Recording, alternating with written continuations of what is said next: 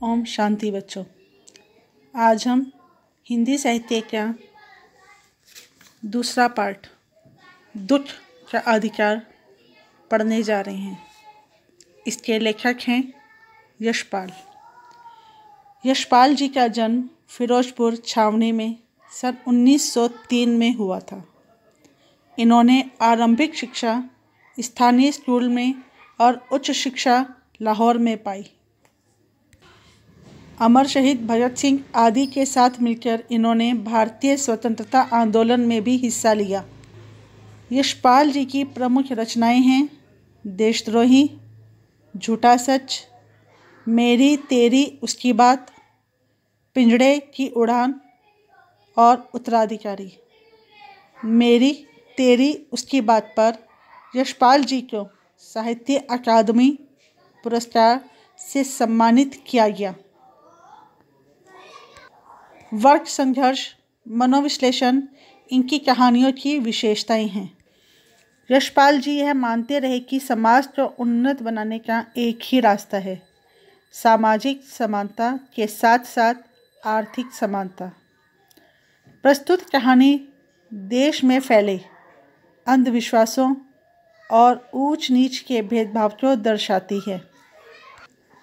जैसा कि पाठ के शीर्षक से पता चलता है, दुख का अधिकार यानी कि दुख मनाने का अधिकार। दुख मनाने का अधिकार समाज में सभी व्यक्तियों को समान रूप से प्राप्त होना चाहिए, परंतु दुख मनाने का अधिकार हमारे समाज में केवल उन्हीं व्यक्तियों को प्राप्त है जिनके पास समय, साधन और सभी प्रकार की सुख सुविधाएं होती हैं। इस पाठ में भी कि इसी प्रकार की विडंबना को लेखक ने प्रदर्शित किया है। इस पाठ में ऐसी दो माताओं का वर्णन किया गया है जो कि एक समृद्ध परिवार से हैं और दूसरी निर्धन है। दोनों के ही पुत्रों की मृत्यु हो जाती है, परंतु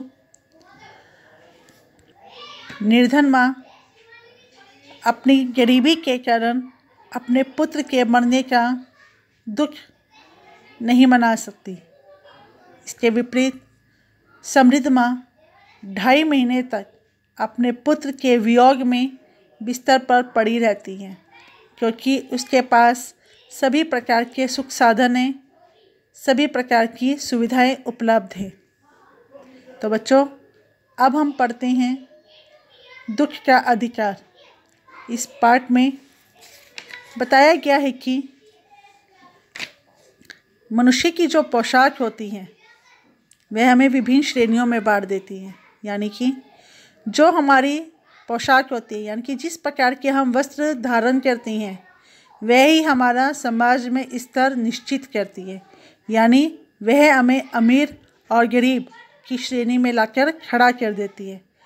समाज में हमारा जो मनुष्य का जो अधिकार होता है और जो उसका दर्जा होता है, यानी कि जो उसका स्तर होता है, वह हमारी पोशाक ही निर्धारित करती है। कभी कभी हम मनुष्यतावश अपनी पोशाक के कारण दूसरों के दुखों को जानने का प्रयास करना चाहते हैं, उनके दुखों की अनुभूति करना चाहते हैं, परंतु जो हमारी पोशाक होती हैं वह ऐसा करने से हमें रोक देती हैं, अर्थात वह हमारे इस प्रकार के कार्य में अड़चन पैदा करती हैं। उसी प्रकार से जैसे आकाश में जो पतंग होती हैं वह हवा के झोंके के साथ इधर से उधर बहती हुई उसी की हवा के रुख के साथ बढ़ती चली जाती है, लेकिन पृथ्वी पर नहीं गिर पाती। उसी प्रकार दूसरे व्यक्तियों के दुखों को देखकर हमारे मन में उसके दुख को दूर करने की अनुभूति उत्पन्न होती है, परंतु समाज के डर के कारण और अपनी पोशाक के कारण, यानी कि अपने दर्जे के कारण, हम उस दुख को अनुभव करने का प्रयास नहीं कर पाते। छात्रों, कहानी के प्रारंभ में एक बाजार का दृश्य है। ऐसा बाजार जिसमें एक बूढ़ी स्त्री खरबूजे लेकर बैठी हुई है। वह खरबूजे बेचने के लिए लाई है, परंतु कोई भी व्यक्ति उसके खरबूजे नहीं खरीद रहे। उसका कारण क्या है? क्योंकि जो वह स्त्री है वह आई तो बाज़ार में खरबूजे बेचने के लिए, परंतु वह अपने सिर को अपने घुटनों में छिपाए हुए लगातार रोते जा रही है। और उसकी इस स्थिति को देखकर कोई भी व्यक्ति उससे खरबूजे खरीदने का साहस नहीं कर पा रहा है। अब कारण क्या है कि वह स्त्री सामान बेचने के लिए आई है, परंतु अपने सिर को घुटनों में दबाकर रोए जा रही है, क्योंकि उसके पुत्र की मृत्यु हो गई है। जब लेखक ने उसे इस प्रकार की स्थिति में देखा तो वह बहुत विचलित हो गई। वह जानना चाहते थे कि ऐसा क्या हुआ जो वह स्त्री अपने सिर को घुटनों में छिपाए हुए रोए जा रही है। तो आसपास की दुकानों से पूछने पर यह ज्ञात हुआ कि उसके पुत्र की मृत्यु हो गई है। और जो आसपास के जो अन्य लोग थे वह उस स्त्री को बड़ी घृणा से देख रहे थे, बड़ी नफरत के साथ देख रहे थे, और कोई भी किसी के मन में भी उस बूढ़ी स्त्री के प्रति दया की भावना दिखाई नहीं दे रही थी। जो लेखक थे वह उस स्त्री के दुख को दूर करने का प्रयास करना चाहते थे, उसको सांत्वना देना चाहते थे, परंतु उसकी जो पोशाक थी और जो समाज का जो डर था वह उसमें अड़चन बन रहा था। वह चाहते हुए भी उस स्त्री से उसके दुख का कारण नहीं पूछ पाया। जब लेखक ने पास ही खड़े हुए एक व्यक्ति से उसके रोने का कारण पूछा तो उसने बड़ी नफरत के साथ कहा कि आज कैसा समय आ गया है कि इस स्त्री के जवान बेटे को मरे हुए पूरा दिन भी नहीं बीता और ये बेहया दुकान लगा कर बैठी है। यानी कि वह उस बूढ़ी स्त्री के दुख से विचलित नहीं है, अपितु वह उसके प्रति अपशब्दों का प्रयोग कर रही है। साथ ही खड़े हुए दूसरे व्यक्ति ने भी उसकी तरफ नफरत से देखते हुए कहा कि जैसी नीयत होती है अल्लाह भी वैसी बरकत देता है। यानी कि इस स्त्री की जो नीयत थी वह खराब है, यह लालची है, और लालच के कारण, सिर्फ पैसा कमाने के कारण यह अपने पुत्र की मृत्यु को जो है एक तरफ रखकर, यानी कि उसके दुख से विचलित ना होकर बाज़ार में खरबूजे बेचने के लिए आई है। सामने एक ही फुटपाथ पर एक आदमी जो है वह अपने कान को खुजा रहा था, और उसने भी अब शब्दों का प्रयोग करते हुए कहा कि ये जो लोग होते हैं जिनका स्तर नीचा आता है, जो अपने जीवन को केवल प्रतिदिन की मजदूरी से ही जीवन यापन करती हैं, उनके लिए किसी भी प्रकार के रिश्तों की अहमियत नहीं होती।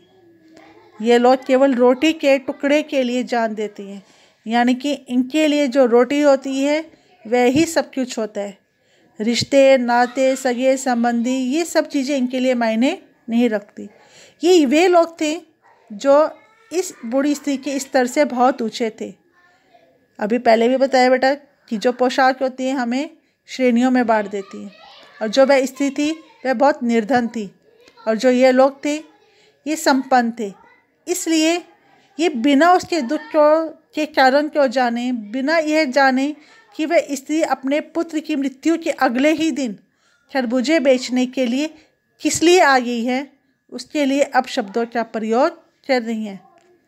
जो लेखक हैं वह पहले से ही विचलित थे उसके बूढ़ी स्त्री को रोता हुआ देखकर, और अब लोगों के द्वारा सुने हुए अब शब्दों को सुनकर वे और अधिक विचलित हो गए।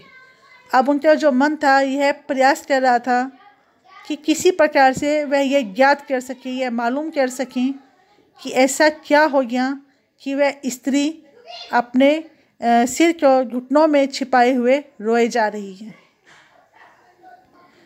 जब लेखक ने एक परचून पर बैठी दुकान पर बैठे हुए एक लाला जी से पूछा तो उन्होंने भी उस स्त्री के लिए अपशब्दों का प्रयोग किया और कहा कि ये जो लोग होते हैं, यानी कि जो ये निर्धन व्यक्ति हैं जो प्रतिदिन की मजदूरी पर अपना जीवन यापन करती हैं, इनके लिए जो धर्म और ईमान होता है वह कुछ भी मायने नहीं रखता। इसके घर में सूतक लगा हुआ है और यह तब भी खरबूजे बेचने के लिए आई हुई है, और यदि कोई व्यक्ति इसके खरबूजे खरीद लेगा तो उसका जो धर्म है वह नष्ट हो जाएगा, क्योंकि हमारे भारतीय समाज में ऐसी मान्यता है कि सूतक वाले घर में किसी भी प्रकार के खान पान का निषेध माना जाता है। तो इसीलिए वह ये शब्द बोलते हैं कि अगर कोई व्यक्ति इसके खरीदे हुए जो मतलब बेचने के लिए जो ये खरबूजे लाए कि खरबूजे खरीद लेता है तो उस व्यक्ति का धर्म जो है वो भ्रष्ट हो जाएगा। अन्य पास पड़ोस की दुकानों पर पूछने से पता चला कि वो जो बूढ़ी स्त्री थी उसका 23 बरस का एक जवान लड़का था। घर में उसकी बहू और पोता पोती थे। जो लड़का था वह शहर के पास 1.5 बीघा ज़मीन में खेती करके अपने परिवार का निर्वाह करता था। वह सुबह खरबूजे जो था वह टोकरी में डालकर बाज़ार पहुंचाता और कभी बूढ़ी स्त्री या फिर कभी जो वह लड़का था उस खरबूजों को बेचने के लिए बाज़ार में बैठ जाता था। और जो लड़का था वह परसों भी सुबह मुंह अंधेरे यानी कि बहुत अर्ली मॉर्निंग जिसको बोलती हैं बेलों से पके खरबूजे चुन रहा था। गीली मेड़ जानते बेटा, जो खेत होते खेतों के बीच में जो थोड़ा सा ऊंचाई मिट्टी को इकट्ठा करके ऊंचाई बना दी जाती है, उस मेड़ की तरावट में जो सांप था वो विश्राम कर रहा था। लड़के ने उसको देख नहीं पाया और उसका जो पैर था वो उस सांप के ऊपर पड़ गया और सांप ने उस लड़के को डस लिया। जैसे ही माँ को इस बात का पता चला वह बावली होकर यानी कि वह बहुत परेशान होगी और अपने पुत्र को बचाने के लिए वह ओझा के पास चली गई। ओझा मतलब बेटा जो ये सांप के जहर को दूर करने के लिए विभिन्न प्रकार के मंत्र वगैरह करते हैं। तो ये जो बात है ये हमें इस बात का भी दिखाती है कि जो है वो जागरूक नहीं थे कि मतलब जो है डॉक्टरी इलाज करवाना चाहिए था। तो वह ओझा को बुलाकर ले आई। जो ओझा था उसने झाड़ फूँक किया यानी कि उसने विभिन्न प्रकार के मंत्र उपचार वगैरह करने का प्रयास किया। नाग देवता की पूजा भी करवाई और जो पूजा थी उसके लिए जब पूजा करवाई है तो फिर आपको मालूम है ना कि दक्षिणा भी देनी होती है, दान दक्षिणा भी देनी पड़ी। तो वो जो दान इतने अमीर तो वो लोग थे नहीं, निर्धन थे। प्रतिदिन खरबूजे बाज़ार में लेकर आते थे और उनको बेचते थे और उनसे ही जो आमदनी होती थी उन्हीं से वह अपना जीवन का निर्वाह करते थे। तो उस दान दक्षिणा में घर का जितना भी आटा और अनाज था वह चला गया। जो माँ थी और जो उसकी पत्नी थी, भगवाना की जो पत्नी थी और जो बच्चे थे वो उससे लिपट लिपट कर रो रहे थे। और परंतु इतना सब करने के पश्चात भी जो बूढ़ी स्त्री का पुत्र भगवाना था वह बच नहीं पाया और सांप के विष के कारण जहर जो था वो उसके पूरे शरीर में फैल गया और उसका पूरा शरीर काला पड़ गया था और उसकी मृत्यु हो गई। तो बेटा आप जानते ही हैं कि हमारे धार्मिक संस्कारों के आधार पर किसी भी जो डेड बॉडी होती है उसको नए वस्त्र पहना कर ही विदा किया जाता है। अब जितना भी उनके पास धन थोड़ा बहुत पैसा उनके पास बचा हुआ था दान दक्षिणा में चला गया था, उस ओझा को देने में चला गया था। अब उनके पास कुछ भी नहीं था, परंतु धार्मिक संस्कारों के आधार पर जो था उन्हें भगवाना के जो अंतिम संस्कार था उसके लिए नए वस्त्रों की आवश्यकता तो पड़नी ही थी, क्योंकि बिना उसकी विदाई नहीं हो सकती थी। तो उसको विदा करने में घर में जो भी थोड़ी बहुत और जो बचा खुचा हुआ सामान था उसे बेचकर पैसा एकत्र किया गया और उसके लिए नए वस्त्र यानी कि नए कफन का जो है वो खरीदा गया और उसको अंतिम विदाई दी गई। भगवाना तो चला गया, लेकिन अगले दिन जो बच्चे थे वह सुबह उठे। भले ही बच्चे मतलब इतने बड़े नहीं थे तो उन्हें वह भूख से बिलबिला रहे थे और घर में बच्चों के खाने के लिए भी कुछ भी बचा हुआ नहीं था। फिर भी बूढ़ी स्त्री ने जो उनके पिता के द्वारा यानी कि उसके अपने पुत्र भगवाना के द्वारा जो इकट्ठे किए गए खरबूजे थे वह उसने अपने उन पोते और पोतियों को खाने के लिए दे दिए। बहू जो थी वह बुखार से तप रही थी और उस बूढ़ी स्त्री के पास इतने पैसे भी नहीं थे कि वह जाकर उसके लिए दवाई का इंतज़ाम कर सकती। और जो बहू थी वह भी भूख से विचलित थी और परंतु घर में इतना भी नहीं था कि वह उसको खाने के लिए कुछ दे सके। और अब स्थिति ऐसी थी कि यदि वह किसी व्यक्ति से उधार मांगती तो कोई व्यक्ति उसे उधार भी नहीं देता। आप जानते हैं बेटा, उधार भी केवल उन्हीं व्यक्तियों को दिया जाता है जहाँ से वापसी की उम्मीद होती है। और अब इस स्थिति का कोई भी नहीं बचा हुआ था जो कि उनका उधार उतार सकता, तो इसलिए उसको मांगने पर भी उधार की जो है वो आशा नहीं थी कि उसे उधार मिल जाएगा। इसलिए उसने क्या किया, मजबूरी में, मतलब वो दुखी थी अपने, मतलब बहू बुखार से तप रही थी, बेटे की मृत्यु हो गई थी, बच्चे जो थे वो भूख से बिलबिला रहे थे, फिर भी उसने साहस किया और अपने दुख को अपने मन के अंदर ही रखा। वह रोते रोते उसने जो खरबूजे उसके अपने पुत्र के द्वारा इकट्ठे किए गए थे उसे एक बास्केट में, यानी कि उसको एक टोकरी में, डलिया में डाला और वह उसे बाजार बेचने के लिए आ गई, ताकि वह उन्हें बेचकर जो भी पैसा उसको वहाँ से मिलेगा उससे वह अपनी बहू की दवाई का इंतज़ाम कर सकें और बच्चों के लिए, क्योंकि हर समय तो उसको खरबूजे खाने के लिए नहीं दिए जा सकते, बच्चों को अनाज की भी ज़रूरत पड़ती है, रोटी की भी ज़रूरत पड़ती है, तो ताकि वह उन पैसों से घर के बच्चों की भूख मिटाने के लिए वह आटे का इंतज़ाम कर सके। और वह बाज़ार में तो खरबूजे बेचने के लिए आई हैं, लेकिन वह अपने बेटे के दुख से बहुत अधिक विचलित थी।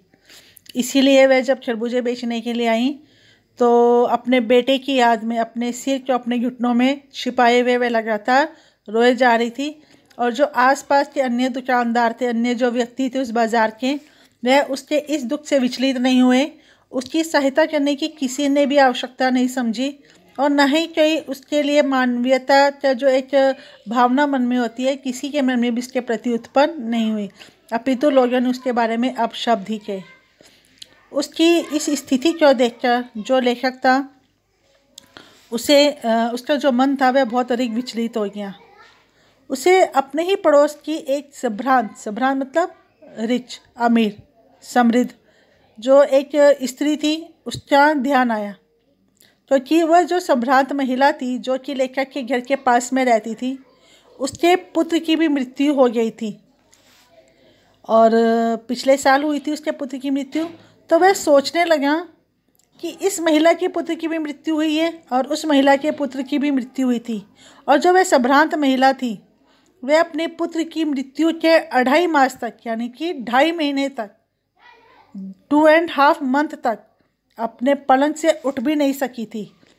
और अपने पुत्र की जो याद थी उसमें उसे 15-15 मिनट के बाद मूर्छा आ जाती थी, यानी कि वह अपने पुत्र को याद कर करके बेहोश हो जाती थी। और बेहोश होने के बाद भी, मूर्छा आने के बाद भी उसकी आंखों से आंसू बहने नहीं रुक रहे थे, क्योंकि वह संभ्रांत थी, अमीर थी, उसके पास सभी प्रकार की सुख सुविधाएं थी, सभी प्रकार के साधन थे। इसलिए उसके जो है वो मूर्छा के समय जो 2 डॉक्टर थे वे हमेशा उसके सिरहाने पर बैठे रहते थे उसका इलाज करने के लिए, उसका उपचार करने के लिए। और जो शहर के जितने भी आसपास के जो लोग थे वह उस दुख में शामिल थे, यानी कि सभी उसके दुख में अपना जो है वो सहयोग दे रहे थे, उसके दुख को कम करने के लिए उस मतलब संभ्रांत महिला के पास आ रहे थे, ताकि उसके मन को जो है वो सांत्वना दे सके। अब जब लेखक ने उन दोनों महिलाओं के दुख की तुलना की तो वह बहुत अधिक विचलित हो गया कि दोनों का दुख समान है, परंतु एक स्त्री के पास अपने बेटे के दुख को मनाने का समय भी नहीं है, सुख साधन भी नहीं है, इसलिए वह उसके दुख को अपने मन में समेटे हुए वहाँ खरबूजे बेचने के लिए आई हुई है। और दूसरी तरफ वह संभ्रांत महिला जिसके पास सभी प्रकार की सुख सुविधाएं थी, समय था, धन दौलत था, साधन थे, वह 2.5 महीने तक पुत्र के वियोग में सिरहाने पर, यानी कि पलंग पर ही पड़ी रही थी। और जो लेखक था वह इतना अधिक विचलित हो गया कि वह जब आगे की ओर बढ़ रहा था तो उसके जो पैर थे वो डगमगा रहे थे, यानी कि वो चल तो रहा था परंतु उसकी जो मानसिक स्थिति थी वह ठीक नहीं थी। वह बार बार जिस दिशा की ओर जा रहा था उसके जो पैर थे वो आगे की ओर नहीं बढ़ रहे थे। वह बार बार उस बूढ़ी स्त्री के दुख को देखकर उसका जो मन था वह बहुत अधिक विचलित हो रहा था और अपने मन में वह सोच रहा था कि वास्तव में जो अधिकार होते हैं वे केवल उन्हीं व्यक्तियों को प्राप्त होते हैं जिनके पास सभी प्रकार की सुख सुविधाएं उपलब्ध होती हैं। शौक मनाने और दुख मनाने के लिए भी सुख और साधनों की आवश्यकता होती है। यह अधिकार निर्धन व्यक्तियों को प्राप्त नहीं होता। छात्रों, इस कहानी को ध्यान से सुनिएगा और इससे संबंधित जो भी आपको प्रश्न दिए जाएंगे उनके उत्तर आपको अपनी उत्तर पुस्तिका में लिखने हैं।